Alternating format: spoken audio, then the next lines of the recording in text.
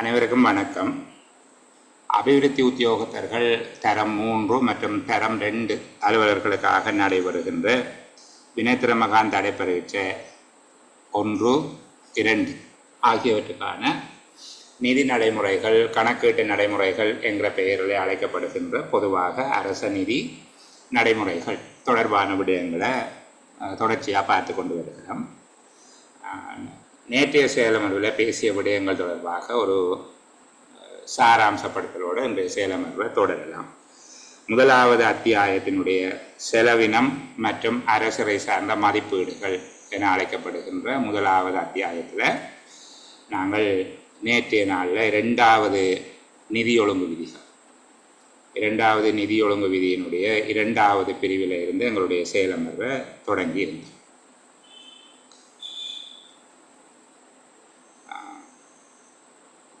மூன்றாவது பிரிவில் இருந்து திரட்டு நிதியிலிருந்து செய்யப்படுகின்ற செலவினங்களை 2 வகைப்படுத்தலாம். அது 2 வகதிக்குள்ளே அடங்கும் என்று சொல்லி பார்க்கலாம். திரட்டு நிதியிலிருந்து பணத்தை செலவு செய்வதற்கு பாராளுமன்றத்தினுடைய அனுமதி அல்லது பாராளுமன்றத்தினுடைய தீர்மானம் அவசியம் என்பது தொடர்பாக முன்னரே பார்த்திருக்கோம்.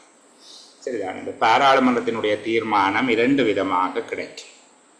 ஒன்று அவ்வப்போது கிடைக்கிறது, அதாவது ஒவ்வொரு வருஷமும் புதுப்பிச்சு அனுமதி பெற்றுக்கொள்ள வேண்டி இருக்கும். இரண்டாவது, ஒரு தடவை அனுமதித்தால் அதுக்கு பிறகு அதை திருப்பி கேட்க தேவையில்லை, அதை தொடர்ந்து எல்லா காலமும் அந்த சட்டத்தின் கீழேயே செய்யலாம். ஆனால் எல்லாமே பாராளுமன்றத்தினால தான் அனுமதிக்கப்படும். அதில் வேறுபாடு இல்லை. ஒரு தடவை அனுமதிக்கப்பட்டு அது தொடர்ந்து நடைமுறையில் இருக்கிற விதமாகவும் சிலது இருக்குது. ஒவ்வொரு ஆண்டும் பாராளுமன்றத்தினால அடுத்து வரும் ஆண்டுக்காக அனுமதிக்கப்பட வேண்டியது இருக்குது. ஒவ்வொரு ஆண்டும் பாராளுமன்றத்தினால அனுமதிக்கப்பட்டால் அதனை ஒதுக்கீட்டு அதிகார சட்டம், நாங்கள் சாதாரண பேச்சு வழக்கில் அல்லது பொருளியல் பேச்சில் வரவு செலவு திட்டம் என்று சொல்லுவோம். பாதீடு அல்லது வரவு செலவு திட்டம் என்று சொல்லுகிறோம். இங்கே நிதி முறைமையில் ஒதுக்கீட்டு அதிகார சட்டம் என்கிற சட்ட ரீதியான பெயரை பயன்படுத்தும்.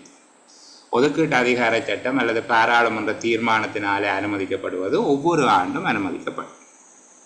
இப்போ அரசியலமைப்பு இருக்குது, அரசியலமைப்பும் பாராளுமன்றத்தினால தான் நிறைவேற்றப்படுகிறது. அல்லது வேறு சட்டங்கள் இருக்குது, எல்லாம் பாராளுமன்றத்தினால தான் நிறைவேற்றப்படும். ஆனால் அவற்றின் கீழ் ஏற்பாடு செய்யப்பட்டுள்ள செலவினங்கள் இருக்குது. அது ஒவ்வொரு ஆண்டும் பாராளுமன்றத்திலே அனுமதி பெற வேண்டியது இல்லை. சரி, அப்போது முதலாவது வகையை வழங்கல் சேவைகள் என்று சொல்லுகிறேன். அதாவது ஒதுக்கீட்டு அதிகார சட்டத்தினால் அல்லது பாராளுமன்ற தீர்மானத்தினால்.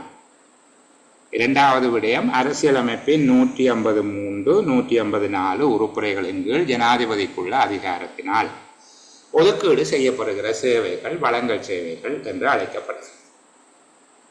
விசேட சட்ட சேவைகள் அரசியலமைப்பின் ஏற்பாடுகள் மூலமாக அல்லது ஒதுக்கீட்டு அதிகார சட்டம் தவிர்ந்த ஏனைய சட்டங்களின் மூலமாக ஏற்பாடு செய்யப்படுகிற சேவைகள் விசேட சட்ட சேவைகள் என்று சொல்லி அழைக்கப்படும். இவை ஒதுக்கீட்டு அதிகார சட்டத்தினால் பாராளுமன்ற அனுமதி பெற வேண்டியவை அல்ல. இவ்வாறான செலவினங்களுக்கு உங்கள்கிட்ட உதாரணங்கள் கேட்கலாம். அப்படி கேட்கப்பட்டால் அந்த உதாரணங்களை சொல்லக்கூடியதாக நாங்கள் சிலவற்றை பார்த்து வச்சிருந்தோம். சரிதானே? சில விடயங்களை நாங்கள் காட்சிப்படுத்தியிருந்தோம். ஒதுக்கீட்டு அதிகார சட்டத்தின் மூலம் பாராளுமன்ற அங்கீகாரம் பெறப்படாமலே திரட்டு நிதியத்திலிருந்து செய்யக்கூடிய செலவுகள். அப்போ இந்த விடயத்தையும் நாங்கள் சொல்லியிருந்தோம். சும்மா ஒரு மேலோட்டமாக சொல்லிட்டு போகிறோம். சரிதானே? அப்போ இது தவிர விசேட நியதி சட்ட நிதியங்கள் பற்றி சொல்லியிருந்தாங்க. விசேட நியதி சட்ட நிதியங்கள் என்பது திரட்டு நிதி தவிர்ந்து ஏனைய நிதியங்களும் இருக்கும். அந்த நிதியங்களில் ஒரு வகை விசேட நியதி சட்ட நிதியங்கள் என்று பார்த்துருக்கோம். இதுக்கு 4 விடயங்கள் இருக்கும். ஒன்று, பாராளுமன்றத்தால் உருவாக்கப்பட்ட நியதி சட்டங்களின் கீழ் தோற்றுவிக்கப்பட்ட நிதியங்களாக இருக்கும். ரெண்டாவது, இதுக்கு எவ்வாறு பணம் சேர்ப்பது, இதில் இருந்து பணத்தை எவ்வாறு செலவிடுவது போன்ற விடயங்கள் அந்த சட்டத்திலேயே சொல்லப்பட்டிருக்கும். இதற்கான செலவினம் பொது மதிப்பீடுகளில் சேர்க்கப்படுறதில்லை. இந்த நிதியங்களுக்கு ஏதேனும் பணம் ஏற்பாடு செய்யப்பட்டால், நிதி ஏற்பாடு செய்யப்பட்டால் அது நன்கொடைகள் அல்லது மானியங்கள் என்பதாக அமையும் என்று சொல்லி இவ்வளவு விஷயமும் பார்த்துட்டு முக்கியமான ஒரு இடத்துக்கு நான் உங்களை கூட்டிக் கொண்டு போன இடையில இருக்கிற பகுதிகள் இப்போதைக்கு வேணும் என்று சொல்லி சொன்னேன். சரிதானே? நிதி ஒழுங்கு விதி 8வது இடத்துக்கு நான் உங்களை கூட்டிக் கொண்டு போயிருந்தேன். 8வது நிதி ஒழுங்கு விதியில் இருக்கக்கூடிய முக்கியமான சில விடயங்கள் இது நீண்ட காலமாக கேள்வியாக வருது. வரவு செலவு திட்ட வகுப்பீட்டு அலகுகள். இந்த வகுப்பீட்டு அலகுகள் தொடர்பாக விலாவாரியாக நேற்றைய நாளில் பேசியாச்சு. இதனுடைய விளக்கம் என்ன என்று சொன்னால், முதலாவது தலைப்பு என்கிற ஒரு விடயம். தலைப்பு என்றால் என்ன? ஆண்டு மதிப்பீட்டில் அல்லது ஒதுக்கீட்டு அதிகார சட்டத்தில் ஒவ்வொரு செலவின அலகுகளுக்கும் நிதி ஒதுக்கீடு செய்யப்படுகிறது. ஒவ்வொரு செலவின அலகுகளுக்கும் நிதி ஒதுக்கீடு செய்யப்படும். இந்த செலவின அலகுகள் என்று நான் சொல்லுகிறது அமைச்சுக்கள், திணைக்களங்கள், அமைச்சின் கீழ் வராத தேசிய நிர்வாகங்கள் போன்றவை அதுக்குள்ள வரும். சரிதானே?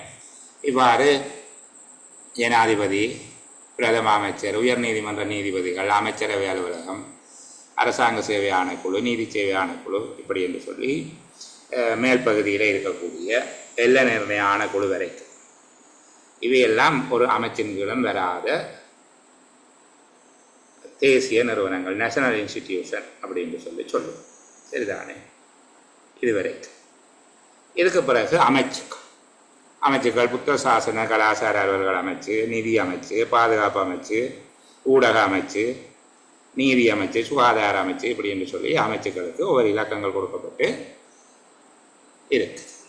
இது தவிர திணைக்களங்கள் இருக்கும். திணைக்களங்கள் மாவட்ட செயலகங்களை நீங்கள் ஒரு திணைக்களமாக எடுத்துக்கொள்ளுங்க. இப்போ இப்படி இருக்கிற அமைப்புகளைத்தான் நாங்கள் தலைப்புகள் அல்ல தலைப்பு என்று சொல்லி சொல்கிறோம். அப்போ தலைப்பு என்றால் என்ன? அதுக்கு ஒரு விளக்கம் எழுத சொல்லி கேட்டால் நாங்கள் எழுதக்கூடியதாக இருக்க வேணும் தானே. என்ன தலைப்பு என்றால் என்னன்னு சொல்லி கேட்டால், அப்படி தலைப்பு என்றால் என்னென்று கேட்க மாட்டார்கள். வரவு செலவு திட்ட வகுப்பீட்டு அலகுகள் அல்லது பாதீட்டு வகுப்பீட்டு அலகுகள் என்று சொல்லி பொதுவாகவே தான் கேட்பார். அப்படி கேட்கிற போது அல்ல வகுப்பாக்க மட்டங்கள், செலவின வகுப்பீட்டின் மட்டங்கள் என்று சொல்லி கேட்பார். இப்போ கேட்கப்பட்ட முதலாவது செலவின தலைப்புகள். சரிதா? அந்த செலவினங்களை மேற்கொள்கின்ற நிறுவனங்களுக்கான செலவின தலைப்புகள் திரைசேரியினால் குறித்து ஒதுக்கப்படுகிறது. திரைசேரியினால் ஒவ்வொரு நிறுவனத்துக்கும் அல்லது ஒவ்வொரு அலகுகளுக்கும் விசேட செலவின அலகுகள், அமைச்சுக்கள், திணைக்களங்கள், மாகாண சபைகள், மாவட்ட செயலகங்கள் மற்றும் சில குறித்துரைத்த நிறுவனங்கள். குறித்துரைத்த நிறுவனங்களுக்கு உதாரணம் பல்கலைக்கழக மானியங்கள் ஆணைக்குழு.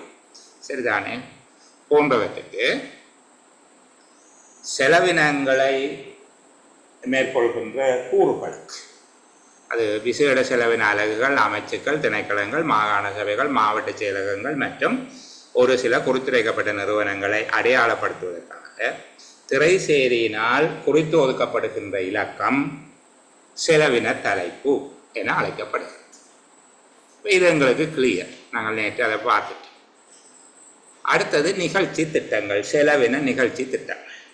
ஒரு செலவின தலைப்பின் கீழ் நிதி ஒதுக்கப்படுகிற போது அதை 2 பெரும்பாகங்களாக நாங்கள் வகைப்படுத்தலாம். ஒன்று தொழிற்பாட்டு செயற்பாடுகளுக்காக, 2வது அபிவிருத்தி செயற்பாடுகளுக்காக. ஸோ செலவின நிகழ்ச்சி திட்டங்கள் என்றால் மதிப்பீடு செய்யப்பட்ட செலவினங்கள் 2 வகையான நிகழ்ச்சி திட்டங்களாக, நிகழ்ச்சி திட்டம் 1 தொழிற்பாட்டு செயற்பாடுகள், நிகழ்ச்சி திட்டம் 2 அபிவிருத்தி செயற்பாடுகள் என வகைப்படுத்தப்படுகிறது. நிகழ்ச்சி திட்டங்களின் கீழ் கருத்திட்டங்கள் உள்ளடங்கி இருக்கும். கருத்திட்டம் என்பது ஒத்த தன்மை உள்ள சேவை தொகுதிகளை அல்லது பணி தொகுதிகளை கொண்ட செலவின அலகு. அதுக்கான உதாரணத்தை நாங்கள் நேற்று பார்த்தோம். கருத்திட்டம் என்றால் என்ன என்று சொல்லி நான் திரும்ப ஒரு அதை காட்சிப்படுத்த. சரிதானே? சில வேளைகளில் சில கருத்திட்டங்களை தேவை ஏற்படுகிற போது உபகருத்திட்டங்களாகவும் வகைப்படுத்த வேண்டி இருக்கும். உதாரணமாக முன்னாள் ஜனாதிபதி என்கிற ஒரு கருத்திட்டம் இருக்கிறது என்றால் அதன் கீழே முன்னாள் ஜனாதிபதிகள் பலர் இருப்பதனால அவர்கள் ஒவ்வொருவருக்கும் உரிய செலவினம் உபகரத்திட்டமாக இருக்கும். அதன் கீழ் செலவின விடயம் அல்லது செலவு வகுதி, செலவு விடய குறியீடு, வகுதி, செலவின விடயம், செலவு விடய குறியீடு என்கிற 3 விடயங்கள் இருக்கு. சரிதானே? இந்த வகுதி என்பது எதை குறிக்கும் என்றால், வகுதி என்பது நடைமுறை செலவினம், மூலதன செலவினம் என்கிற 2 வகுதிகள் இருக்கு. அப்ப இந்த வகுதிகள் எங்க நீங்க பார்க்க வேணும்? ஒரு கருத்திட்டம் அல்லது உபகருத்திட்டத்தில் அடங்குகின்ற செலவின பிரிவுகள் அல்ல செலவின வகுதிகளை என்று கேட்டால் மட்டும்தான் நீங்கள் நடைமுறை செலவினம், மூலதன செலவினம் என்று சொல்லி வகைப்படுத்த வேண்டும். சரிதானே? அப்படி கேட்டால் மட்டும்தான் அதை வகைப்படுத்த வேண்டும். எப்படி 2 வகையாக வகைப்படுத்துறீங்க? மீண்டலும் செலவினங்கள், மூலதன செலவினங்கள். சரிதானே? வகுதி என்பது இந்த 2 வகுதி தான், அல்லது 3 வகுதியாகவும் இதை பிரிக்கிறார்கள். மீண்டலும் செலவினங்கள் ஒரு வகுதி, மூலதன செலவினங்கள் 2வது வகுதி, பொதுப்படுகடன் மீளளிப்பு 3வது வகுதி. பெரும்பாலும் செலவினங்கள் என்று வருகிற போது அந்த 2ஐயும் தான் சொல்வார்கள். மீண்டலும் செலவினங்கள், மூலதன செலவினங்கள். அப்போ அது வகுதி. அதில் பிறகு அடுத்தபடியமாக நீங்கள் பார்க்க வேணும், அந்த வகுதிக்குள்ள செலவின விடயம். இப்போ மீண்டலும் செலவினம், மூலதன செலவினம் என்று சொல்லி போடப்பட்டதுக்கு பிறகு அதில் என்னென்னத்தை நீங்கள் பார்க்க போறீங்க? ஆள்சார் வேதனாதிகள், பிரயாண செலவினம், வழங்கல்கள், பராமரிப்பு செலவினம், சேவைகள், மாற்றல்கள், இதுக்கெல்லாம் இலக்கம் இருக்குது. சரிதானே? 10, 11, 12 என்பதாக அது அமையும். இங்கே 20, 21, 22 என்பதாக அது அமையும். இப்படி அமைகிற இலக்கங்கள். நாங்கள் மீண்டலும் செலவினங்கள், மூலதன செலவினங்கள் என்பது வகுதி. சரியா? அதுக்குள்ள செலவின விடயம். இப்போ முதலாவது பாருங்க, ஆள்சேர் வேதனாதிகள், ஆளுக்கான சம்பளங்கள். ஆள்சார் வேதனாதிகள் என்பது செலவின விடயம். சரியா? இவை பிறகு அவற்றுக்கு என்ன ஒரு குறியீட்டு இலக்கத்தினால பிரிக்கப்படுது. எப்படி பிரிக்கப்படுது பாருங்க.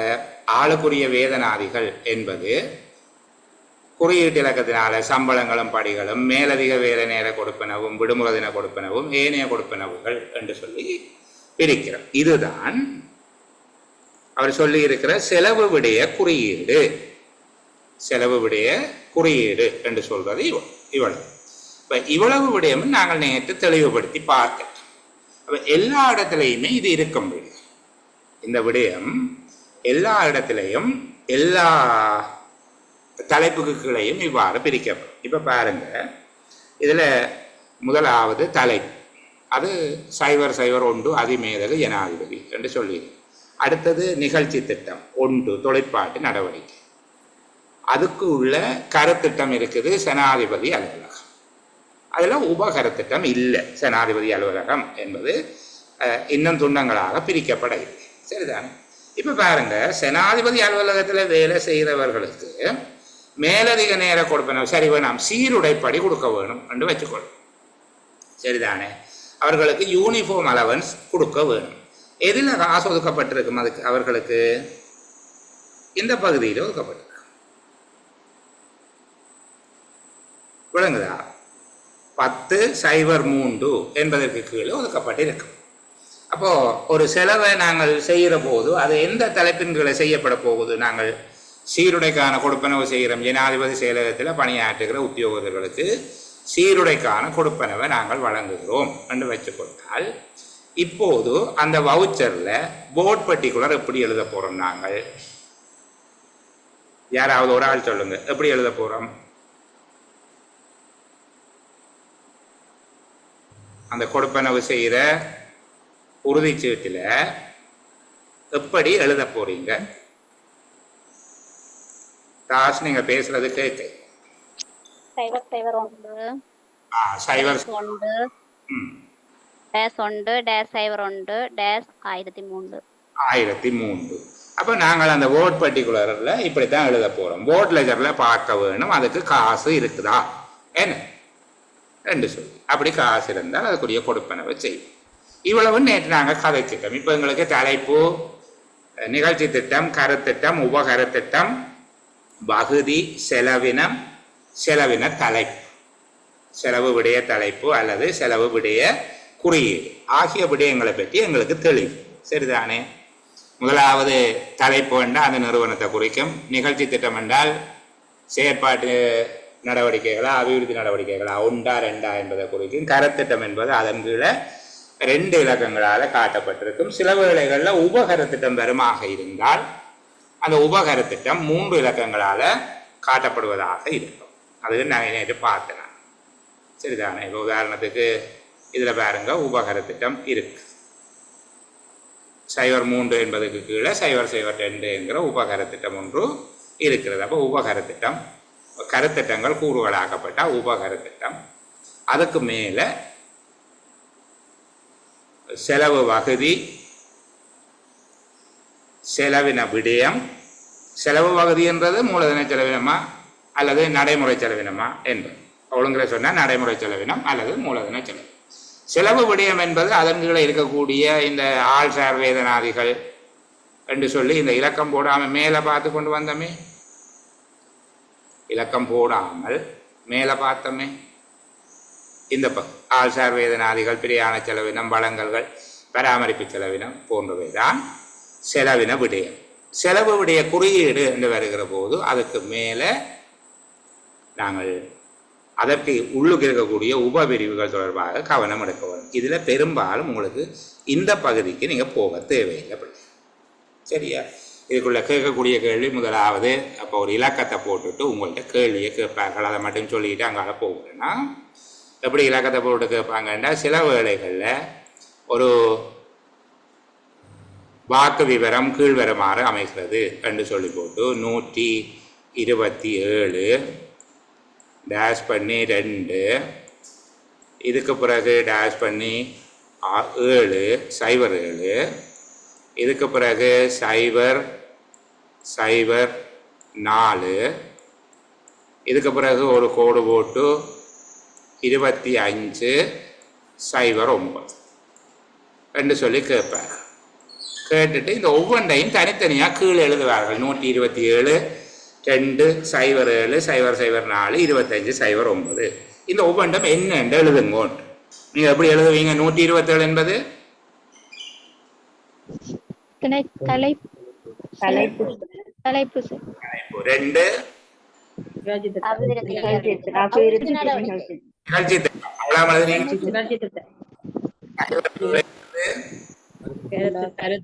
கருத்திட்டம், அடுத்தது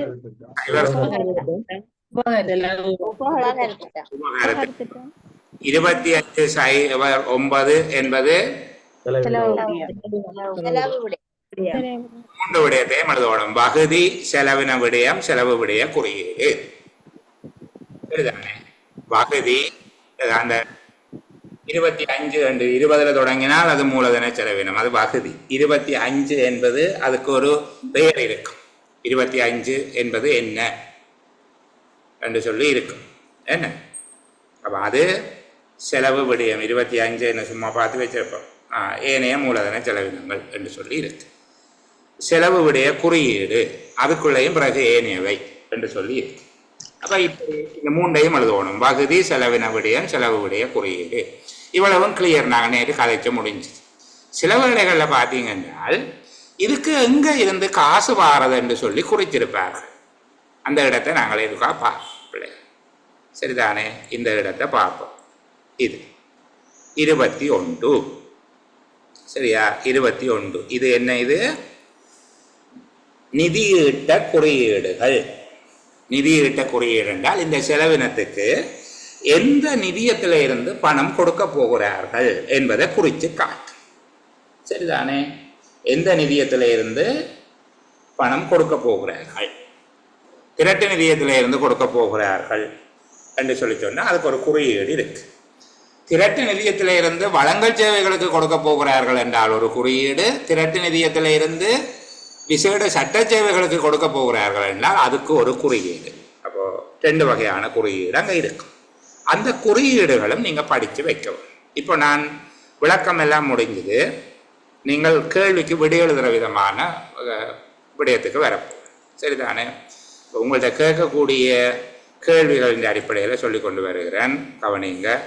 முதலாவது கேள்வியாக கேட்பார்கள், கருத்திட்டங்களில் அடங்குகின்ற செலவுகளின் 2 வகையான வகுதிகளும் அவை மீண்டலும் செலவினங்கள், மூலதன செலவினங்கள் என்று சொல்லி 2 விதமாக நீங்கள் பதிலளிக்க வேண்டும்.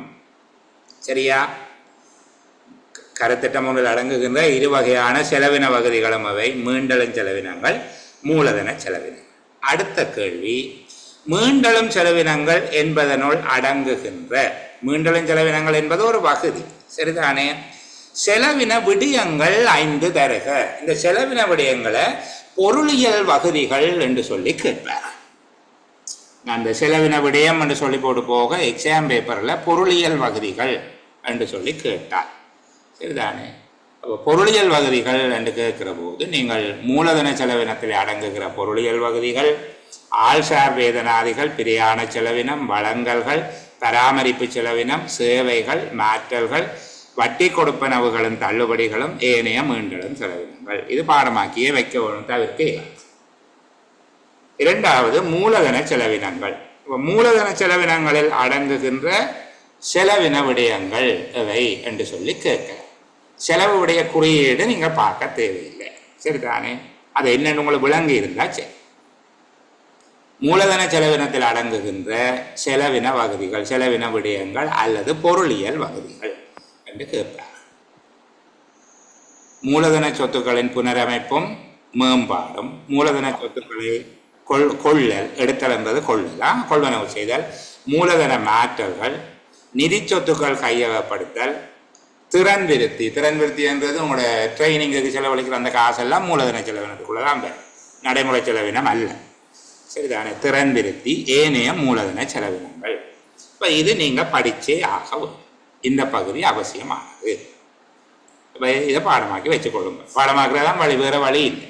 இந்த 2ம் மூலதன செலவினங்கள், நடைமுறை செலவினங்கள் என்ற 2 வகுதிக்குள்ளேயும் அடங்கக்கூடிய செலவு விடயங்கள் அல்லது பொருளாதார வகுதிகள், பொருளியல் வகுதிகள் எப்படி கேட்கப்பட்டாலும் நீங்கள் பதில் சொல்லக்கூடியதாக இருக்கும். சரியா? அடுத்தது நிதியளிப்பு மூலங்கள் அல்லது நிதி ஈட்டங்கள். நாங்கள் இதில் பார்த்தோமே, இந்த பகுதியில் பார்த்து நாங்கள் 21 என்று போடப்பட்டிருந்தது. நிதியீட்ட குறியீடு, நிதி குறியீடு என்று போட்டிருந்தது. எதில் இருந்து காசு கிடைக்கும். அவ்வாறு நிதியளிப்பு மூலங்கள், உள்நாட்டு நிதியளிப்பு மூலங்கள், வெளிநாட்டு நிதியளிப்பு மூலங்கள் என 2 வகையாக இருக்கு. சரிதானே? உள்நாட்டு நிதியளிப்பு மூலங்கள், வெளிநாட்டு நிதியளிப்பு மூலங்கள். 11 உள்நாட்டு நிதியங்கள். இந்த உள்நாட்டு நிதியம் என்று சொல்வது சாதாரணமாக திரட்டு நிதி என்று எடுத்துக்கொள்ளும். உள்நாட்டு நிதியங்கள் 11 உள்நாட்டு நிதியம். சரியா? சிறப்பு சட்டம். சிறப்பு சட்டம் என்றது நாங்கள் வழங்கல் சேவைகள், விசேட சட்ட சேவைகள் என்று பார்த்தோம். விசேட சட்ட சேவைகளுக்கு நிதி அளிக்கப்படுகிறது சிறப்பு சட்டம் 21. அப்போ இந்த 2ம் திரட்டு நிதியிலிருந்து தான் வழங்கப்படுது. உள்நாட்டு நிதியங்கள் மற்றும் சிறப்பு சட்டம் 11ம் 21. இந்த 11 பிறகு 12 கீழே போகுது. அதுக்கான நிதி குறியீடு 11 உள்நாட்டு நிதியங்கள், 12 வெளிநாட்டு கடன், 13 வெளிநாட்டு மானியம், 14வது மீள் நிரப்பத்தக்க வெளிநாட்டு கடன். மீள் நிரப்பத்தக்க வெளிநாட்டு கடன் என்றால் என்ன என்ற விளக்கம் வேணாம், சும்மா சாதாரணமாக சொல்கிறேன். இலங்கை அரசாங்கம் செலவு செய்து போட்டு கேட்டால் அவங்க கொடுப்பாங்க, முன்னும் காசு கொடுக்க மாட்டாங்க. வெளிநாட்டு கடன் என்றால் முதலே காசை கொடுத்துருவாங்க. மீள் நிரப்பத்தக்க வெளிநாட்டு கடன் என்றால் முதல் தங்களோட காசில் செய்ய வேணும், வேலை முடிய அவங்கள அதை ரீஇம்பர்ஸ் பண்ணுவாங்க, மீள நிரப்புவாங்க. அதே போல் வெளிநாட்டு மானியங்கள் என்பது இலவசமாக கிடைப்பவை, நன்கொடையாக கிடைப்பவை. மீள் நிரப்பத்தக்க வெளிநாட்டு மானியங்கள் என்று சொல்கிறது ஏற்கனவே செய்து போட்டு வேலை முடிஞ்சதுன்ற பிறகு அவங்க அதை கிராண்டாக கொடுப்பாங்க, நன்கொடையாக கொடுப்பாங்க. சரிதானே. இணைத்தர நிதியங்கள், எதிரிணை நிதியங்கள் என்று சொல்லி இதை சொல்கிற கவுண்டர் பார்ட் ஃபண்ட் என்று சொல்லி சொல்லுகிறது. இவர்கள் செலவீடு செய்கிற தொகைகளுக்கு எதிராக அவர்கள் நிதியுதவி செய்வார்கள் வெளிநாட்டில் இருந்து. இப்போதைக்கு இந்த விளக்கம் போதும். மேலே அதை பற்றி கூட எனக்கும் தெரியாது, அப்படி வச்சுக்கொள்ளும். எனக்கும் தெரியாது, உங்களுக்கும் தெரியாது, என் தேவையில்லாமல். சரியா? இப்போ உள்நாட்டு நிதியம் தனியாக படித்து வைக்க வேணும், வெளிநாட்டு நிதியங்கள் தனியாக படித்து வைக்க வேணும். இது சாதாரணமாக மேனேஜ்மெண்ட் சர்வீஸின் ஃபர்ஸ்ட் டிவி எக்ஸாமுக்கு கேட்குறாங்க. அப்போ டிஓ ஃபர்ஸ்ட் எக்ஸாமுக்கு கேட்கக்கூடாதுன்னு இல்லை. அதுக்காக செகண்ட் எக்ஸாமுக்கு உங்களுக்கு எல்லாம் தெரியுமென்று விடுவாங்கன்னு நினைக்கிறீங்களா? ஃபர்ஸ்ட்டோ செகண்டோ எதுக்கும் கேட்குறாங்க. சரியா? இப்போ உங்களுக்கு நிதி அளித்தல் சார், நிதி அளிக்கிற விடயம் நான் உங்களோட மக்கெல்லாம் ஒன்றில் வச்சிருக்கிறேன். நீங்கள் நிப்பாடி இருக்கிறீங்க.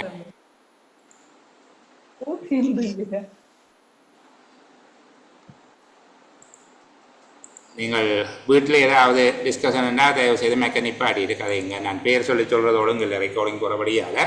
சரி, அப்போ நிதி அளிக்கிற மூலங்கள், உள்நாட்டு மூலங்கள், வெளிநாட்டு மூலங்கள் என்று ரெண்டு விதமான நிதி அளித்தல் மூலங்கள் இருக்குது. உள்நாட்டு மூலங்களில் உள்நாட்டு நிதியங்கள், சிறப்பு சட்டம், வெளிநாட்டு நிதி தொடர்புடைய செலவுகள், வெளிநாட்டு நிதி தொடர்பான உள்நாட்டு இணை நிதி அளித்தல் என்ற 4 விடயம் இருக்குது.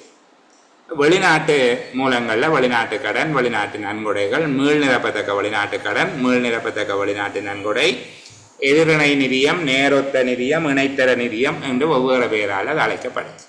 சரியா? இந்த பகுதி இனி படித்து கொண்டு போனால் அது கஷ்டம் மாதிரி தெரியும். இது வரைக்கும் சுகமாக இருந்தது, பிறகு கஷ்டமாக போயிடும். அப்போ இவ்வளவும் அழகாக நான் உங்களுக்கு சொல்லி தந்துட்டேன். சரி, இனி நாங்கள் புதுசாக ஒரு ஏரியாவுக்குள்ளே போவோம். நேற்று சொன்னதிൻ്റെ குறை இவ்வளவு தான் இருந்தது. புதிதாக ஒரு பகுதிக்குள்ளே போவோம். சரியா? இந்த மதிப்பீடுகள் எவ்வாறு சமர்ப்பிக்கப்படுகிறது? ஆண்டு மதிப்பீடுகள் எவ்வாறு சமர்ப்பிக்கப்படுகிறது? ஆண்டு மதிப்பீடுகள் என்று சொல்கிறது வரவு செலவு திட்ட மதிப்பீடு. சரிதானே? அடுத்த ஆண்டுக்கான வரவு செலவு திட்டம் எவ்வாறு சமர்ப்பிக்கப்படுகிறது? இதில் என்னென்ன விடயங்கள் உள்ளடங்கி இருக்கும்? இது ஒரு கேள்வியாக கேட்குறாங்க. சரிதானே? நிதி ஆண்டுக்குரிய அரசாங்கத்தின் மதிப்பீடுகள், ஆண்டு மதிப்பீடுகள் சமர்ப்பிக்கப்படுகின்ற அமைப்பு என்ன என்று சொல்லி கேட்குறாங்க. அப்போ இங்கே 3 விதமான ஆவணங்கள் சமர்ப்பிக்கப்படும். அதுக்கு சரியா? இதில் 3 விதமான ஆவணங்கள் சமர்ப்பிக்கப்படுகிறது. ஒன்று வருமான செலவின மதிப்பீடுகள். முதலாவது விஷயம், அந்த மதிப்பீட்டுக்குள்ள 3 பெரிய விடயங்கள் இருக்கு. அரசாங்கத்தினுடைய வருமான செலவின மதிப்பீடுகள். இரண்டாவது விரிவான பதவியினர் அட்டவணை.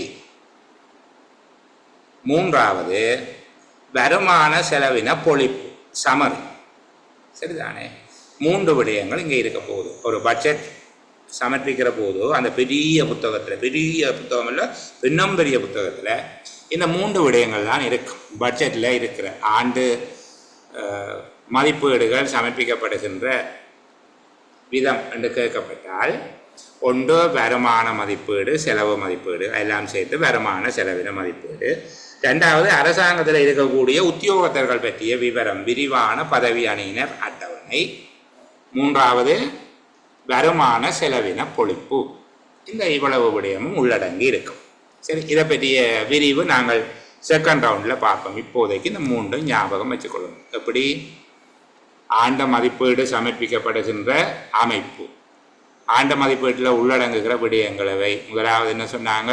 வருமான செலவின மதிப்பீடுகள். அதுக்கு உள்ளே இருக்கிற இந்த பிரிவுகளை பற்றி நான் இப்போ கதைக்க இல்லை. அது உங்களுக்கு சில வேளையில் இருக்கிற தெளிவை இல்லாமல் பண்ணி போடும். இதை பற்றி நான் கதைக்க. சரி, அப்போ நான் இதை பற்றி கதைச்சு கொண்டிருக்கிறேன். இந்த பகுதியா வருமான செலவின மதிப்பீடுகள், இந்த கீழே கோடு போட்ட பகுதியை மட்டும்தான் கதைச்சு கொண்டிருக்கிறேன். ரெண்டாவது விரிவான பதவியினர் அட்டவணை. மூன்றாவது வருமான செலவின பொழிப்புகள். இது மதிப்பீடுகள், அதாவது எவ்வளவு வருமானம், என்னென்னதுக்குள்ளால வரும், என்னென்ன செலவினங்கள் என்னென்னதுக்கு செய்ய போறீங்க. சரியா? இப்படியான விடயங்கள் இருக்கும். வருமான செலவின மதிப்பீடு அவ்வளவும் போதும். ரெண்டாவது விரிவான பதவியினர் அட்டவணை என்றால் அரசாங்கத்தில் இருக்கிற நிறைவேற்று தர சிரேஷ்ட நிறைவேற்று தரத்தில் எத்தனை பேர், நிறைவேற்று தரத்தில் எத்தனை பேர், மூன்றாம் நிலை எத்தனை, ரெண்டாம் நிலை எத்தனை, முதலாம் நிலை எத்தனை, இப்படியெல்லாம் தனித்தனியாக அதை வகைப்படுத்தி எல்லாம் காட்டுவாங்க. எங்களுக்கு அந்த விளக்கம் சும்மா அடிப்படையாக விளங்கி வச்சிருந்தா சரி. ரெண்டாவது விரிவான பதவி அணியினர் அட்டவணை. மூன்றாவது வருமான செலவின பொழிப்பு. வருமானம் செலவினம் மேலே மதிப்பீடு விரிவாக காட்டப்பட்டிருக்கும். இது ஒரு சமன், சரிதானே? இந்த மூன்று விடயங்களும் சேர்ந்து ஆண்ட மதிப்பீடுகள் சமர்ப்பிக்கப்படுகின்ற விதம் என்பதாக எடுத்துக்கொள்ளலாம். இது ஒரு சின்ன கேள்வி, கேட்டால் எழுதக்கூடியதாக திருப்பியும் சொல்லி கொண்டு போகிறேன். முதலாவது வருமான செலவின மதிப்பீடுகள், இரண்டாவது பதவியினர் பற்றிய விரிவான அட்டவணை, மூன்றாவது வருமான செலவின பொழிப்புகள். இவ்வளவு விடயமும் பார்த்து கொண்டால் எங்களுக்கு இப்போதைக்கு போகும். சரியா? நான் ஒரு புதிய ஒரு பகுதிக்கு உங்களை கூட்டிக் கொண்டு போகிறேன், ஒரு சின்ன ஓய்வோட.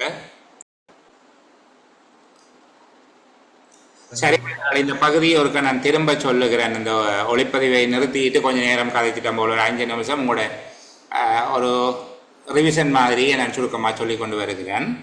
ஆணைச்சீட்டுக்களும் கட்டுநிதி அதிகாரமும் என்கிற ஒரு இடத்துக்கு நான் உங்களை கூட்டிக் கொண்டு போயிட்டேன். 90வது நிதி ஒழுங்கு விதிக்கு போயிட்டேன். பாராளுமன்றத்தில் ஒதுக்கீட்டு அதிகார சட்டம் நிறைவேற்றப்பட்டால் அல்லது பாராளுமன்ற தீர்மானத்தினால் அனுமதிக்கப்பட்டால் மட்டுமே திரட்டு நிதியிலிருந்து பணத்தினை பெறுவதற்கு நிதியமைச்சர் ஆணைச்சீட்டு வழங்கலாம் என்று நாங்கள் 150(1) படித்திருக்கிறோம். 150(1), 2, 3, 4 என்று 4 விதமான அம்சங்கள் திரட்டு நிதியிலிருந்து பணத்தினை மீளப்பெறுவது தொடர்பாக நாங்கள் கதைத்திருக்கிறோம். 151, 152 நிதியமைச்சர் சார்பானது, 153, 154 ஜனாதிபதிக்குரிய விசேட சந்தர்ப்பங்கள். அதை பற்றியெல்லாம் அழகாக ஏற்கனவே கதைச்சாச்சு. இந்த 151 சொல்லப்பட்டிருக்குது, பாராளுமன்றத்தில் ஒதுக்கீட்டு அதிகார சட்டத்தினால் அல்லது பாராளுமன்ற தீர்மானம் ஒன்றினால் அனுமதிக்கப்பட்டிருந்தால், குறித்த செலவினம் அனுமதிக்கப்பட்டிருந்தால் மட்டும்தான் நிதியமைச்சர் அதற்குரிய ஆணைச்சீட்டு ஒன்றை வழங்கலாம் என்று சொல்லி, இவ்வாறு நிதியமைச்சர் வழங்குகிற ஆணைச்சீட்டு தொடர்பாக ஒதுக்கீட்டு அதிகார சட்டத்தினால் அல்லது பாராளுமன்ற தீர்மானத்தினால் அனுமதி அளிக்கப்பட்ட செலவினங்களுக்கு நிதியமைச்சர் ஆணைச்சீட்டை வழங்குகிறார். முதலாவது விடயம் பாருங்க, ஒதுக்கீட்டு அதிகார சட்டத்தில் வழங்கல் சேவைகளுக்காக ஏற்பாடு செய்யப்பட்ட ஒரு தொகையினை திரட்டு நிதியிலிருந்து விடுவிக்கும்படி நிதியமைச்சர் ஒரு ஆணைச்சீட்டை வழங்கினால் அது பொது ஆணைச்சீட்டு என அழைக்கப்படும். ஒதுக்கீட்டு அதிகார சட்டத்தில் வழங்கல் சேவைகளுக்கென ஏற்பாடு செய்யப்பட்ட தொகைக்கு அந்த தொகையினை திரட்டு நிதியிலிருந்து வழங்கும்படி நிதியமைச்சர் வழங்குகிற ஆணைச்சீட்டு பொது ஆணைச்சீட்டு என அழைக்கப்படுகிறது. இரண்டாவது விடயம், வழங்கல் சேவைகளுக்கென ஏற்பாடு செய்யப்பட்ட ஒரு தொகையில் ஏதேனும் ஒரு பகுதியை அமைச்சரவை சில காரணங்களுக்காக நிறுத்தி வைக்கலாம். வழங்கல் சேவைகளுக்கென பாராளுமன்றத்தில் ஏற்பாடு செய்யப்பட்ட தொகையினை, ஒதுக்கீட்டு அதிகார சட்டத்தினால் அனுமதிக்கப்பட்ட ஏற்பாட்டு தொகையில் ஒரு தொகுதியினை அமைச்சரவை சில நோக்கங்களுக்காக நிறுத்தி வைக்க விரும்பலாம். அவ்வாறு நிறுத்தி வைக்கப்பட்ட தொகைக்கு பின்னர் அதனை விடுவிப்பதற்காக நிதியமைச்சர் ஆணைச்சீட்டை வழங்கினால் அது தேவைப்பட்டியல் என்று அழைக்கப்படுகிறது. வழங்கல் சேவைகளுக்காக ஏற்பாடு செய்யப்பட்ட நிதியில் ஏதேனும் ஒரு பகுதியை அமைச்சரவை நிறுத்தி வைக்குமாறு பணிக்கலாம். அவ்வாறு நிறுத்தி வைக்கப்பட்ட தொகையினை மீள விடுவிக்கும் போது நிதியமைச்சர் வழங்குகிற ஆணைச்சீட்டு தேவை பட்டியல் என்று அழைக்கப்படுகிறது. மூன்றாவது விசேட ஆணைச்சீட்டு. ஏற்கனவே ஒதுக்கீட்டு அதிகார சட்டத்தில் ஏற்பாடு செய்யப்பட்ட தொகை போதாத நிலையில் மேலதிகமான நிதி தேவைப்படும் போது பாராளுமன்றத்தில் குறை நிரப்பு மதிப்பீட்டை சமர்ப்பித்து பாராளுமன்றத்தின் அங்கீகாரம் பெறப்பட வேண்டும். அவ்வாறு குறைநிரப்பு மதிப்பீடு ஒன்று பாராளுமன்றத்தில் அங்கீகரிக்கப்பட்டால் அந்த மதிப்பீட்டில் கூறப்பட்ட செலவுகளுக்கு தேவையான பணத்தை கொடுப்பதற்காக நிதியமைச்சர் வழங்குகிற ஆணைச்சீட்டு விசேட ஆணைச்சீட்டு என்று அழைக்கப்படுகிறது. விளங்குது தானே உங்களுக்கு? ஒதுக்கீட்டு அதிகார சட்டத்தில் 100 மில்லியன் என்று சொல்லி ஒதுக்கப்பட்டிருக்கு. அந்த அமைச்சுக்கு போதாது இன்னும் ஒரு 20 மில்லியன் வேணும் என்று சொல்லி குறைநிரப்பு மதிப்பீடு சமர்ப்பிக்கிறார். இப்போ 3 கட்டத்தையும் பார்த்துக்கொள்ளுங்க. முதலாவதாக 100 மில்லியன் ஒதுக்கப்பட்டிருக்குது. நிதியமைச்சர் அதுக்கு ஆணைச்சீட்டு கொடுக்கறதுக்கு தயாராக போது அமைச்சரவை நிதியமைச்சர் சொல்லுது ஒரு 30 மில்லியனை பிடிச்சு வச்சுக்கொண்டு 70 மட்டும் கொடுங்க, இப்போதைக்கு 30 கொடுக்க வேணாம் என்று சொல்லி 70 மில்லியனுக்கு நிதியமைச்சர் எழுதி கொடுத்தால் அது பொது ஆணைச்சீட்டு. இதுக்கு பிறகு அமைச்சரவை கொஞ்ச காலத்தால் சொல்லுது அவைக்கு அந்த பிடிச்சு வச்ச 30 மில்லியனை நீங்கள் ரிலீஸ் பண்ணுங்க என்று அமைச்சரவை நிதியமைச்சருக்கு அனுமதி அளிக்கிற போது நிதியமைச்சர் அந்த 30 மில்லியனுக்கும் ஒரு ஆணைச்சீட்டு எழுதி கொடுத்தால் அது தேவை பட்டியல் என்று அழைக்கப்பட்டது. அந்த துறை சார்ந்த அமைச்சர் ஏற்கனவே ஏற்பாடு செய்யப்பட்ட 100 மில்லியனும் போதாது இன்னும் ஒரு 20 மில்லியன் வேணும் என்று பாராளுமன்றத்தில் குறைநிரப்பு பிரேரணை ஒன்றை சமர்ப்பிக்கிறார். அது பாராளுமன்றத்தில் நிறைவேற்றப்பட்டு விட்டது. இப்போது அந்த 20 மில்லியன் தொகையினையும் திரைசேரிய கொடுக்க சொல்லி நிதியமைச்சர் ஒரு ஆணைச்சீட்டு எழுதி கொடுப்பார். திரைசேரிட்ட தான் காசு இருக்கும், திரட்ட நிதியை வச்சிருக்கிறது திரைசேரிக்கு ஒரு ஆணைச்சீட்டு எழுதி கொடுக்குறார். அப்படி எழுதி கொடுக்குற ஆணைச்சீட்டு விசேட ஆணைச்சீட்டு என அழைக்கப்படுகிறது. இப்போ பொது ஆணைச்சீட்டு, தேவைப்பட்டியல், விசேட ஆணைச்சீட்டு ஆகிய 3 ஆணைச்சீட்டுகளும் வழங்கல் சேவைகளுடன் தொடர்புடையவை. சரி, அடுத்தது விசேட சட்ட ஆணைச்சீட்டு. விசேட சட்ட ஆணைச்சீட்டு இது ஒதுக்கீட்டு அதிகார சட்டத்தில் சேர்க்கப்படுவதில்லை. அதாவது பாராளுமன்றத்தினுடைய அங்கீகாரம் ஒதுக்கீட்டு அதிகார சட்டத்தில் சேர்க்கப்பட்டு அனுமதி பெறப்பட வேண்டியதில்லை. நாங்கள் ஏற்கனவே பார்த்துட்டோம். அரசியலமைப்பு சட்டத்தினால் அல்லது பாராளுமன்றத்தில் ஆக்கப்பட்ட வேறு சட்டங்களினால், ஒதுக்கீட்டு அதிகார சட்டம் தவிர்த்த வேறு சட்டங்களினாலே அனுமதிக்கப்பட்ட தொகைகள், செலவினங்களை நாங்கள் விசேட சட்ட செலவினங்கள் என்று சொல்லுவோம். அப்போ ஒதுக்கீட்டு அதிகார சட்டத்தில் சேர்க்கப்பட்டு அதற்கான அங்கீகாரம் பெற வேண்டியது இல்லை. விசேட சட்ட சேவைகள் என்றால் என்ன, அதுக்குரிய உதாரணம் என்னென்னலாம் படிச்சிட்டோம். நான் திரும்ப திரும்ப சொல்லக்கூடாது. விசேட சட்ட சேவைகளுக்காக, அதாவது ஒதுக்கீட்டு அதிகார சட்டத்தில், ஒதுக்கீட்டு அதிகார சட்டத்தின் அங்கீகாரம் இல்லாமலே ஆண்டு மதிப்பீட்டில் தனியாக காட்டப்படுகின்ற விசேட சட்ட சேவைகளுக்கான பணத்தை கொடுப்பதற்காக ஆணைச்சீட்டு ஒன்றை நிதியமைச்சர் வழங்கும் போது அது விசேட சட்ட ஆணைச்சீட்டு என அழைக்கப்படும். அப்ப இது விசேட சட்ட சேவைகளுக்கான செலவுகளை மேற்கொள்வதற்கு அதற்குரிய பணத்தை வழங்குமா, அது தனியான ஒரு பட்டியலில் காட்டப்படுமா. 2வது அட்டவணை என்று சொல்லுவார்கள். 1வது அட்டவணை தான் அனுமதி பெற வேண்டிய வழங்கல் சேவைகள், ஒதுக்கீட்டு அதிகார சட்டம். 2வது அட்டவணை அந்த மதிப்பீட்டில் தனியாக காட்டப்படும் அவ்வளவு காசு செலவழிக்கப்படுது. ஆனால் அது பாராளுமன்றத்தின் அனுமதி அதற்கு கேட்க தேவையில்லை. பாராளுமன்றத்துக்கு தெரிவித்தால் சரி, இதுக்கு இவ்வளவு காசு ஒதுக்கப்படுகிறது என்பது பாராளுமன்றத்துக்கு தெரிவிக்கப்படும். சரிதானே? அந்த ஆண்டு மதிப்பீட்டில் அது தனியாக காட்டப்படும். விசேட சட்ட சேவைகளுக்கான செலவினம் 2வது அட்டவணையில் 3 அட்டவணை இருக்கும் போது 1வது அட்டவணை வழங்கல் சேவைகளுக்குரிய செலவை காட்டும், 2வது அட்டவணை விசேட சட்ட சேவைகளுக்குரிய செலவை காட்டும், 3வது முற்பணங்கள். அந்த முற்பணங்கள் என்றால் என்னன்னு நான் பிறகு சொல்லித்தரேன். முற்பணங்கள் இப்படி வச்சுக்கொள்ளுங்களேன். அரசாங்கம் நடத்துகிற நிறுவனங்களுக்கு தானே இலங்கை மின்சார சபை, இலங்கை போக்குவரத்து சபை, புகையிரத திணைக்களம் போன்றவை, அவர்களுக்கு அரசாங்கம் கொடுக்குற காசு, இந்த வருஷம் அவர்கள் தங்களுடைய வேலையை செய்கிறதுக்கு அட்வான்ஸாக காசை கொடுக்கும். அப்படி கொடுக்கறது முற்பணம் என்று வச்சுக்கொள்ளுங்க. சரிதானே? இப்படி 3 விதமான அட்டவணைகள் இருக்கும் செலவு விடயங்கள். வருமான செலவு பொழிப்பு என்று சொல்லி ஒன்று பார்த்தீங்க. பாதகத்தில் அல்லது ஆண்ட மதிப்பீட்டில் 3 பிரதானமான கூறுகள் இருக்கும் என்று பார்த்துருக்கிறீங்க. 1வது கூறு என்ன? வருமான செலவின விடயம். 2வது தொடர்பான விரிவான அட்டவணை. மூன்றாவது வருமான செலவின பொழிப்பு. அந்த முதலாவது விடயத்தில தான் இது எல்லாம் இருக்கும். வருமானம் தொடர்பான விவரம் இருக்கும், செலவு தொடர்பான முதலாவது அட்டவணை இருக்கும், செலவு தொடர்பான இரண்டாவது அட்டவணை இருக்கும், செலவு தொடர்பான மூன்றாவது அட்டவணை இருக்கும். சரிதானே? வருமான செலவின விடயங்கள் அதுக்குள்ள இருக்கு. அந்த முதலாவது அட்டவணையில இருக்கிற விடயங்களுக்கு தான் அனுமதி பெறுகிறது. முதலாவது இருக்கிறதுக்கு அனுமதி வரும். இரண்டாவதுல அது ஒதுக்கீட்டு அதிகார சட்டத்தின் ஒரு அட்டவணையாக இருக்கும். ஆனால் அது பாராளுமன்றத்தின் அனுமதி பெற தேவையில்லை. அது ஏற்கனவே அரசியலமைப்பு சட்டம் அல்லது ஏனைய சட்டங்களினால் அதுக்கு அனுமதி இருக்கு. விசேட சட்ட சேவைகள் அதுக்குள்ளே இருக்கும். சரியா? மூன்றாவது முற்பண கணக்குகள் தொடர்பான அட்டவணை. இப்ப முதலாவது அட்டவணைக்கு 3 உரன் கொடுத்தாச்சு. முதலாவது அட்டவணைக்கு 3 உரன் கொடுத்தாச்சு. இது பொது ஆணைச்சீட்டு, தேவை பட்டியல், வேற என்ன கொடுத்த நீங்க? விசேட ஆணைச்சீட்டு.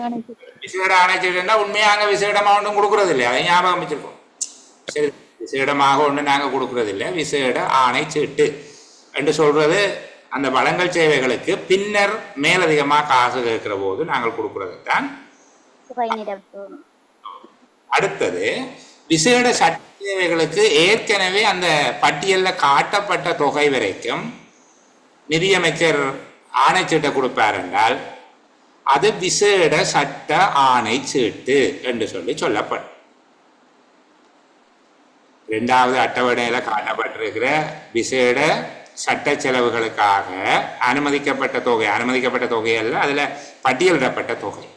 எவ்வளவு தொகை பட்டியலிடப்பட்டிருக்கோ அந்த தொகைக்கு அவர் நிதியை வழங்குவாராக இருந்தால் அதை நாங்கள் சொல்லுவோம்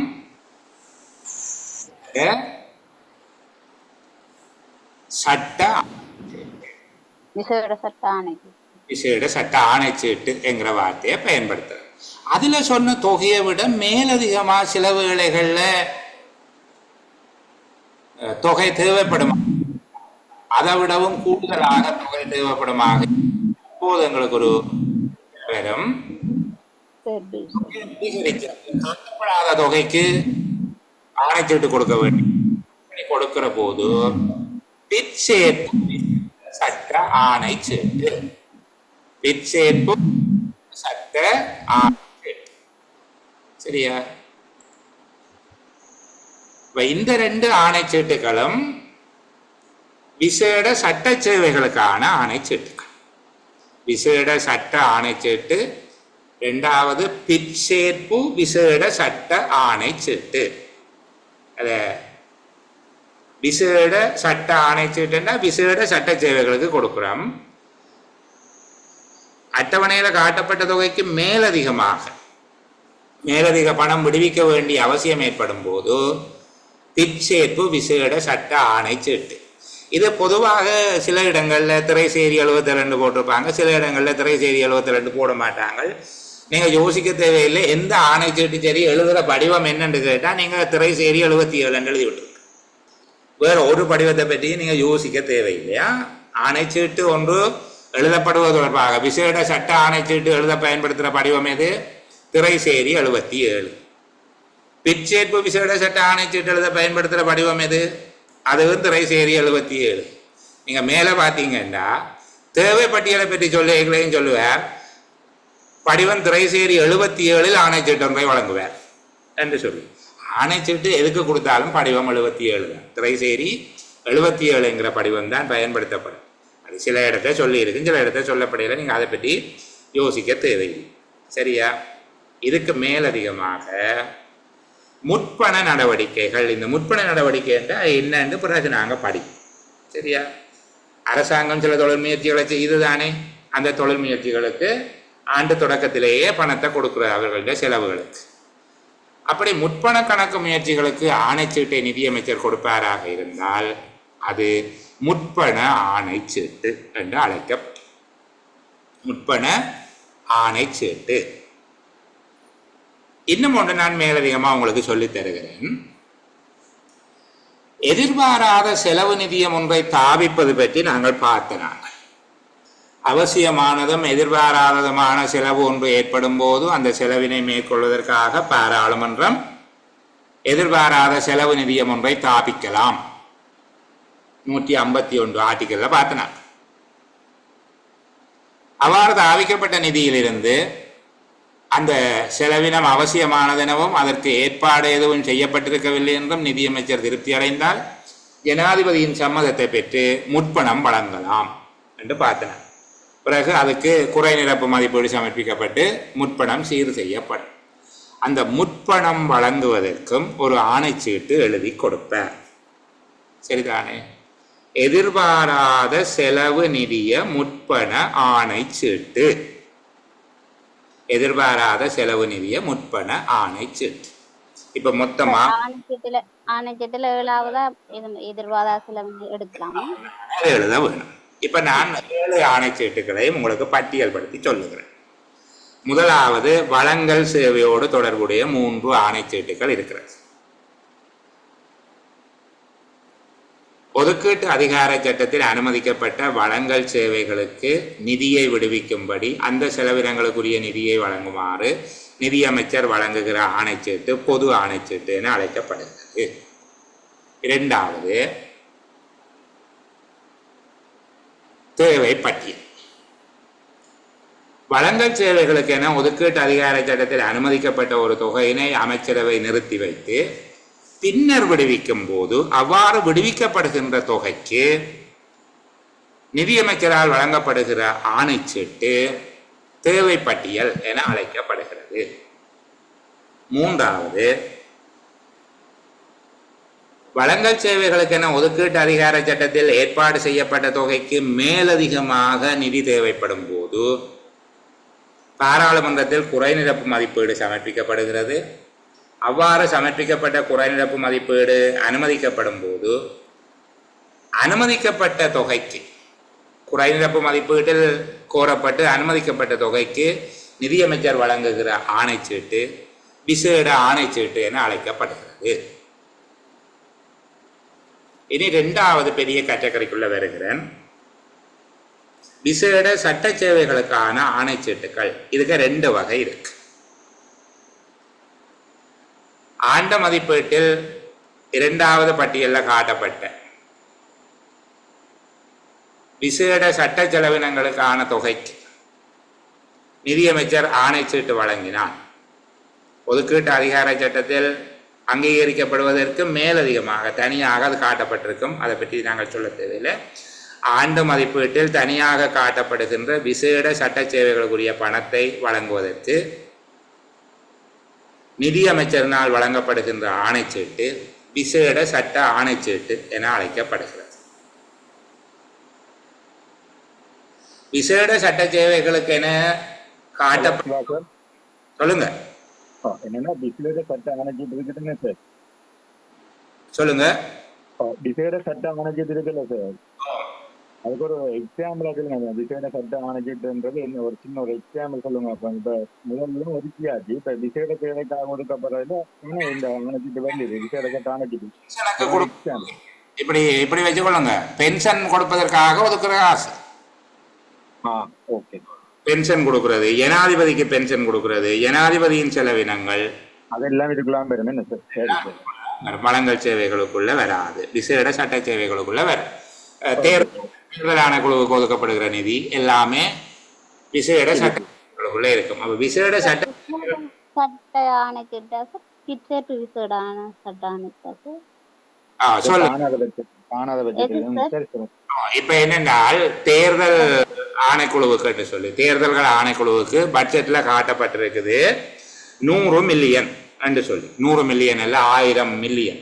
இந்த முறை 10 பில்லியன் ஒதுக்கி இருந்தார்கள். 10 பில்லியன் என்று சொல்லி காட்டுகிறார்கள். சரிதானே? 10 பில்லியன் என்று சொல்லி காட்டிட்டு சில வேளையில தேர்தல் ஆணைக்குழு கிடப்பில் இருக்கக்கூடிய உள்ளூர் அதிகார சபை தேர்தலையோ அல்லது மாகாண சபை தேர்தலையோ நடத்த வேண்டியதாக நீதிமன்றம் உத்தரவிட்டு விட்டது. நீதிமன்றம் ஓர்டர் போட்டுவிட்டது, மாகாண சபை தேர்தலை உடனடியாக நடத்தத்தான் வேணும் என்று சொல்லி, அல்லது உள்ளூர் அதிகார சபை தேர்தலை உடனடியாக நடத்த வேண்டும் என்று. நாங்கள் கருத்தில் கொண்டு ஒதுக்கினது ஜனாதிபதி தேர்தலையும் பாராளுமன்ற தேர்தலையும் கருத்தில் கொண்டு நாங்கள் ஒரு 100 பில்லியனை ஒதுக்கிட்டோம். இப்போ உள்ளூர் அதிகார சபை தேர்தலை நடத்த வேண்டி வருகிறது, மாகாண சபை தேர்தலை நடத்த வேண்டி வருகிறது. நாங்கள் அட்டவணையில் காட்டி இருக்கிற தொகை நீங்கள் ஒரு அட்டவணை ஒன்று காட்டியிருப்பீங்க தானே, அந்த எந்தெந்த நிறுவனங்களுக்கு எவ்வளோ காசுன்னு சொல்லி. அவ்வாறு காட்டப்பட்ட தொகையில் நீங்கள் குறைச்சி காட்டி போட்டீங்க, இந்த தொகையை காட்டி, சரியா, அந்த நிறுவனத்துக்குரிய தொகையை நீங்கள் காட்டை. இப்போ என்ன செய்ய போகிறாங்க, மேலதிகமாக நீங்கள் காசு கொடுக்க வேண்டி இருக்கு. மேலதிகமாக காசு கொடுக்குற போது பிற்சேர்ப்பு விசேட சட்ட ஆணைச்சீட்டு, அந்த அட்டவணையில் காட்டப்பட்ட தொகைக்கு மேலதிகமாக நிதி வழங்க வேண்டி இருந்தால் அது பிற்சேர்ப்பு விசேட சட்ட ஆணைச்சீட்டு. அப்போ விசேட சட்ட ஆணைச்சீட்டுக்கு உங்களுக்கு மேலதிகமாக நிதி கொடுக்க அது பிற்சேர்ப்பு என்ற ஒரு வார்த்தையை சேர்த்துக்கொள்றீங்க. ரெண்டும் சேர்ந்து இது ரெண்டாவது பெரிய வகதிக்குரியது விசேட சட்ட சேவைகளுக்கு. மூன்றாவது முற்பண செலவினங்கள். முற்பண செலவினங்கள் என்பது ஒதுக்கீட்டு அதிகார சட்டத்தில் தனியாக காட்டப்படும் அரசாங்கத்தினால நடத்தப்படுகின்ற பொது முயற்சிகள், வணிக செயற்பாடுகள் போன்றவற்றுக்கு வழங்கப்படுகிற தொகை. அதற்கு ஒரே ஒரு ஆணைச்சீட்டு தான் இருக்குது, முற்பண ஆணைச்சீட்டு. சரிதானே? நான்காவது பெரிய வகைப்படுத்தல் சொன்னாங்கள் எதிர்பாராத செலவு நிதியம் பாராளுமன்றத்தினால விசேட சந்தர்ப்பங்களை ஏற்படுத்தப்படும். ஒரு உதாரணம் சொன்னால் சுனாமி வந்தபோது அப்படி ஒரு நிதியத்தை ஏற்படுத்தலாம். அப்ப எதிர்பாராத செலவு நிதியத்தில் இருந்து நிதியமைச்சர் முற்பணம் வழங்கும் போது அவர் வழங்குகிற ஆணைச்சீட்டுக்கு பேர் எதிர்பாராத செலவு நிதிய முற்பண ஆணைச்சீட்டு. சரிதானே? அப்ப இப்போ 7 வகையான ஆணைச்சீட்டுகளை பற்றியும் உங்களுக்கு கிளியரா? ஆணைச்சீட்டுகளை பற்றி கேட்டால் இவ்வளவும் எழுதினா போதுமான. சரியா? அடுத்தது நான் இந்த 3 அட்டவணை உங்களுக்கு சொல்லிட்டு விட்டுட்டேன்னு சும்மா இருக்கு, அதை காட்டிட்டு போகிறேன்னா, அப்போ இந்த வரவு செலவு திட்ட மதிப்பீடுகளில் என்னென்ன விடயங்களை காட்டுவார்கள்னா, முதலாவது செலவின மதிப்பீடு, ரெண்டாவது வருமான மதிப்பீடு. சரிதானே? மூன்றாவது என்ன சொல்லி தந்து நாங்கள் வருமான செலவின மதிப்பீடுகள் எல்லாம் சேர்த்து ஒரே விஷயம். அது என்னது?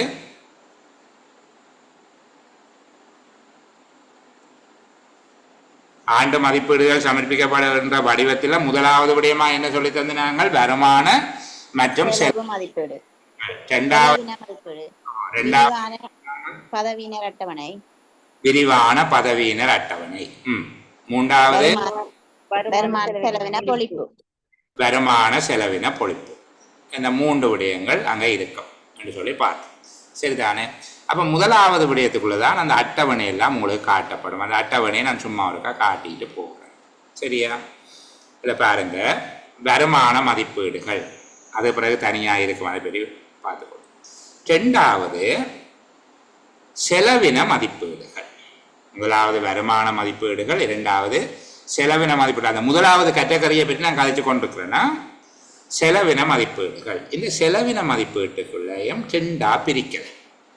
இந்த செலவின மதிப்பீடுகளை பாருங்க, 2 பிரிவுகளாக நாங்கள் பிரிக்கிறோம். என்ன? முதலாவது, அடுத்தது இரண்டாவது.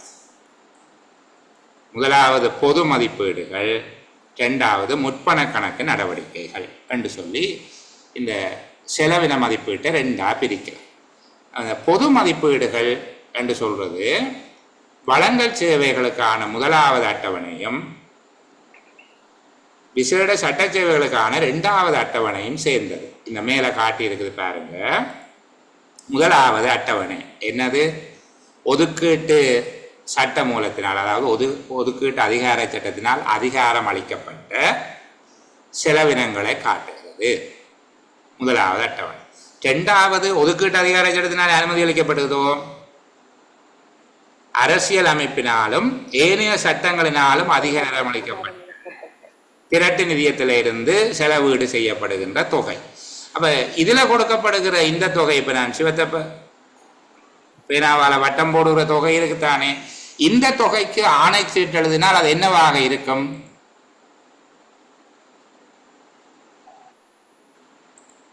பொது ஆணைச்சீட்டாக இருக்கலாம், அல்லது தேவைப்பட்டியலாக.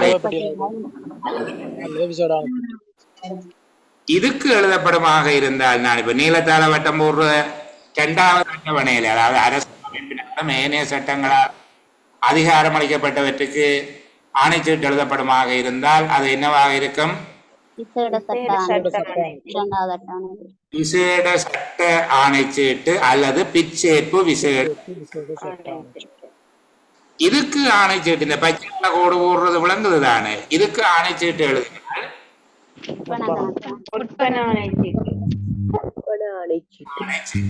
முற்பண ஆணைச்சீட்டு. இதை விட எதிர்பாராத செலவு நிதியத்துக்கு ஆணைச்சீட்டு எழுதினால் அது திரும்ப முதலாவது அட்டவணைக்குள்ள திருப்பி வந்து செட்டில் பண்ணப்பட்டு போகும். ஏன் அங்க வந்து செட்டில் ஆகிடும்? குறைநிரப்பு மதிப்பு ஒன்று சமர்ப்பிக்கப்பட்டு பாராளுமன்றத்தில் அனுமதிக்கப்பட்டு அது சீர் செய்யப்பட்டு விடும். திருப்பி கொண்டு வந்து எங்க காட்டிடுவாங்க? இந்த தொகைக்குள்ள காட்டிடுவாங்க. அதனால இதுக்குள்ளதான் அந்த ஆணைச்சீட்டம் வரும். ஆனால் அதை அப்படி விசேஷமா சொல்லாம நான் உங்களுக்கு இன்னொரு கேட்டகரியா சொல்லி தந்திருக்கிறேன். எதிர்பாராத செலவு இருந்து வழங்கப்படுகின்ற முற்பட ஆணைச்சீட்டு என்கிற 7 விதமான ஆணைச்சீட்டுகளும் இப்ப கிளியரோ? என்னென்ன இது கதைக்கிற நேரங்கள்ல கொஞ்சம் கஷ்டமா தலையை சுத்துற மாதிரி எல்லாம் இருக்கும். எங்களுக்கு விடயம் தெளிவாக இருந்த நாங்கள் கதைக்கிற விஷயமா இதுதான் என்று சொல்லி எங்களுக்கு ஒரு தெளிவு வந்துட்டு இருந்தால் நாங்கள் பிழைச்சு கொள்வோமா. செலவின மதிப்பீட்டை 3 அட்டவணையில காட்ட போறாங்க. முதலாவது அட்டவணை வழங்கல் சேவைகளுக்குரியது, 2வது அட்டவணை விசேட சட்ட சேவைகளுக்குரியது, 3வது அட்டவணை முற்பண கணக்குகளுக்குரியது. இந்த முதலாவது அட்டவணையும் 2வது அட்டவணையும் சேர்த்து என்ன பெயரால் அழைக்கப்படுகிறது? முதலாவது அட்டவணையும் 2ஆம் அட்டவணையும் சேர்த்து என்ன பெயரால் அழைக்கப்படுகிறது? வருமான செலவு பொது மதிப்பீடுகள் என்று முதலாம் 2ஆம் பொது மதிப்பீடு அழைக்கப்படுது. பொது மதிப்பீட்டுல கொடுக்குற ஆணைச்சீட்டுகள் 5 வகையான ஆணைச்சீட்டு இருக்கு. சரிதானே? பிறகு முற்பண கணக்கு என்று சொல்லி ஒரு ஆணைச்சீட்டு கொடுக்க போறோம். அதை விட எதிர்பாராத செலவு நிதி ஆணைச்சீட்டு. இவ்வளவும் போதும். இனி நீங்க இந்த வருமான மதிப்பீடு அது இந்த விரிவான விடயங்கள் அதுகள் எல்லாம் இப்ப வேணும். சரிதானே? எப்ப படிக்கணும் என்று சொல்லி நாம ஒரு ஐடியா வச்சிருக்கிறோம். அப்போது அதை படிச்சு கொண்டா காணும். இதுவே கொஞ்சம் கூடத்தான். ஆனா உங்களுக்கு விளங்கும் என்கிற ஒரு நம்பிக்கையோட நான் கதைச்சிட்டு போகிறேன். செலவினம் தொடர்பான 3 அட்டவணைகள் இருக்குது. முதலாம் அட்டவணை, 2ஆம் அட்டவணை, 3ஆம் அட்டவணை. முதலாம் அட்டவணை என்றது ஒதுக்கீட்டு அதிகார சட்டத்தினால் அனுமதிக்கப்பட்ட நிகழ்ச்சி திட்டங்களுக்கான செலவுகள். 2ஆம் அட்டவணை என்பது அரசியலமைப்பினாலும் ஒதுக்கீட்டு அதிகார சட்டம் தவிர்ந்த ஏனைய சட்டங்களாலும் அதிகாரம் அளிக்கப்பட்டு திரட்டு நிதியத்தின் மீது சாட்டுதல் செய்யப்படுகிற செலவினங்களுக்கான தொகைகள். 3வது முற்பண கணக்கு செயற்பாடுகளுக்கான செலவின தொகைகள். இதுல முதலாம் அட்டவணை 2ஆம் அட்டவணைகள் செலவின மதிப்பீட்டில் பொது மதிப்பீடுகள் என குறிக்கப்படுகிறது. 3வது அட்டவணை முற்பண கணக்கு நடவடிக்கைகள் என தனியாக காட்டப்படுகிறது. அப்ப செலவின மதிப்பீடுகள் 2 காட்டப்படும். ஒன்று பொது மதிப்பீடு, 2வது முற்பண கணக்கு நடவடிக்கை. பொது மதிப்பீடு 2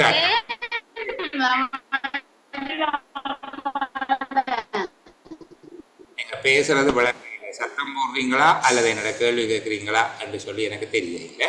சரி, அப்ப இந்த அளவோட நான் இந்த நிதி ஒழுங்கு விதி 90 தொடர்பாக இந்த எதிர்பாராத பின் நிகழ்ச்சி செலவு முற்பண ஆணைச்சீட்டை பற்றி அவர் தனியாக சொல்றாரு. அதான் எதிர்பாராத செலவு நிதிய ஆணைச்சீட்டு.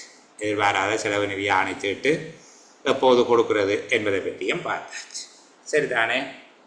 அடுத்தது கட்டு நிதி அதிகாரம், கட்டு நிதி எல்லை. இந்த 2 விடயத்தை பற்றியும் நான் உங்களுக்கு தெளிவுபடுத்துகிறேன். கட்டு நிதி அதிகாரம், கட்டு நிதி எல்லை என்று சொல்லி சொல்லுவோம். சரிதானே? அடுத்த கிளாஸும் இருக்கு sir 8:30. Okay okay okay okay நாங்கள் இதை மட்டும் சொல்லிக்கொண்டு நான் நிறைவு செய்ய போறேன். கட்டு நிதி அதிகாரம் மற்றும் கட்டு நிதி எல்லை. இந்த ஒவ்வொரு திணைக்களத்தின் செலவுக்கும் எவ்வளவு பணம் தேவை என்று சொல்லி அந்த திணைக்களத்திட்ட இருந்து விவரங்களை பெற்று திரைசேரி தீர்மானிக்கும். அடுத்த நிதியாண்டுக்கு ஒவ்வொரு திணைக்களத்துக்கும் எவ்வளவு தொகை தேவை, உண்மையாக எவ்வளவு தொகை தேவை என்பதை திரைசேரி தீர்மானிக்கும். அவ்வாறு தீர்மானித்த பிறகு திணைக்களத்துக்கு திரைசேரி ஒரு கடிதம் கொடுக்கும். அதாவது நிதியாண்டு செலவுக்காக கட்டு நிதியாக உங்களுக்கு இவ்வளவு தொகை தான் தருவோம் என்று சொல்லி ஒரு கடிதத்தை கொடுக்கும். அவ்வாறு கொடுக்கப்படுகிற கடிதத்துக்கு பெயர் கட்டுநிதி அதிகாரம். அதுல குறிப்பிடப்பட்ட தொகை கட்டுநிதி எல்லை என்று அழைக்கப்படும். இவ்வளவுதான். சரிதானே? ஒரு கட்டுநிதி அதிகாரம், கட்டுநிதி எல்லை ரெண்டையும் சேர்த்து கேட்பாங்க. கட்டுநிதி அதிகாரமும் கட்டுநிதி எல்லையும். கட்டுநிதி அதிகாரம் என்பது முதல்ல சொல்ல வேணும், ஒவ்வொரு திணைக்களத்தின் செலவுக்கும் தேவையான தொகையினை அந்த திணைக்களங்கள் வழங்கும் தகவலின் அடிப்படையில் திரைசேரி தீர்மானிக்கிறது. இரண்டாவது, ஒவ்வொரு நிதியாண்டிலும் திரைசேரியினால் குறித்த திணைக்களத்துக்கு கட்டுநிதியாக கொடுக்கக்கூடிய பணத்தொகை பற்றி திரைசேரி திணைக்களத்துக்கு ஒரு கடிதத்தை கொடுக்கும். மூன்றாவது, இந்த கடிதம் கட்டுநிதி அதிகாரம் என்று அழைக்கப்படுகிறது. அந்த கடிதத்தில் குறிப்பிடப்பட்டுள்ள தொகை கட்டுநிதி எல்லை எனப்படும். சரி, அப்ப நாங்கள் இந்த அளவோடு நிறைவு செய்து கொள்வோம். நாங்கள் அடுத்த செயலமர்வில் சில பின்னுக்கு இருக்கக்கூடிய பகுதிகள் பற்றி கலந்துரையாட இருக்கிறோம். அந்த கலந்துரையாடலுக்கு பிறகு அடுத்தடுத்த செயலமர்வுகளில் நாங்கள் கடந்த கால வினாத்தாள்களுக்கு கூடாக எங்களுடைய செயலமர்வை நகர்த்துவோம். அடுத்து வருகிற 4 நாட்களுக்கு என்னுடைய செயலமர்வு எதுவும் இருக்காது. செவ்வாய், புதன், வியாழன், வெள்ளி. சரிதானே? சனிக்கிழமை மீண்டும் செயலமர்வு நடைபெறும். அதை பற்றி அறிவித்தல் பின்னர் உங்களுக்கு வழங்கப்படும். இப்போது தனியாக எஃப்ஆருக்கு மட்டும் வருகிறவர்களுக்கு பாய் பாய், குட் நைட். மற்ற ஆக்கள் 8:30 மணிக்கு திரும்ப சந்தி.